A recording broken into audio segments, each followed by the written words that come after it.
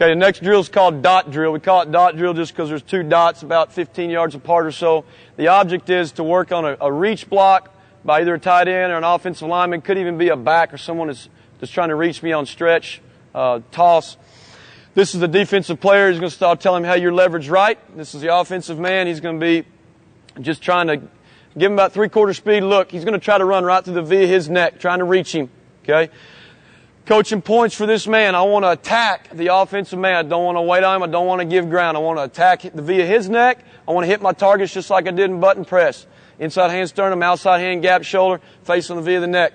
My feet are still the same. Outside foot slightly back. I want to take a power step right down the middle of him. If he steps wide, I want to step wide. Now that I'm trying to run to get my hips outside the frame of his body.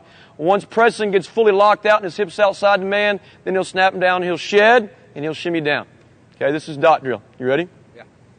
Okay, so I'm just going to say on you, and you're just going to try to take off the V of his neck. Okay?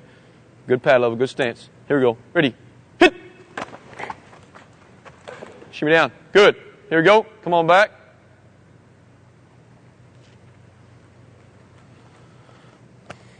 Okay, leverage right. On hit. Here we go. Ready? Hit! Good. Lock out, lock out. Good. A coaching point. You tell these guys, hey, you can't rip off until you've earned the right. Okay, so if I'm a defensive guy, hand placement's critical. I've got to get my hand on his sternum. There's no way I can get my hips outside the frame of his body if my hand is on the back shoulder. And sometimes I might have to replace it. Go ahead and grab me like you're an offensive man. Let's say I go ahead and lock out.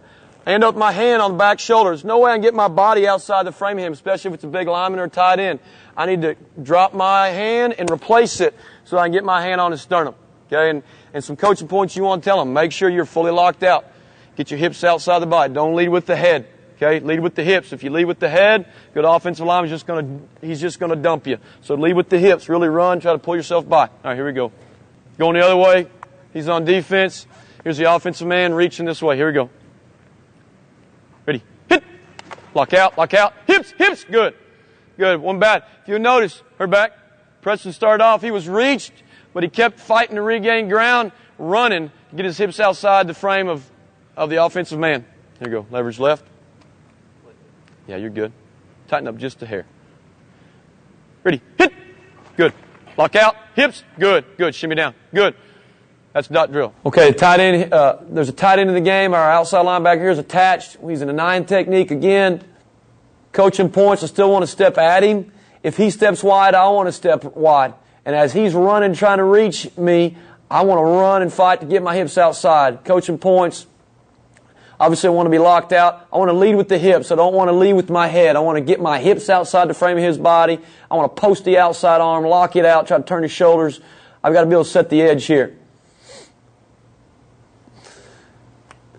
He does a great job here of locking out and running his feet to keep his hips outside. He doesn't want to turn his butt to the sideline.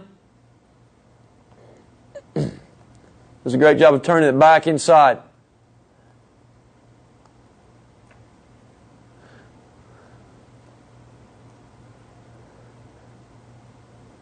Again, this is our dot drill.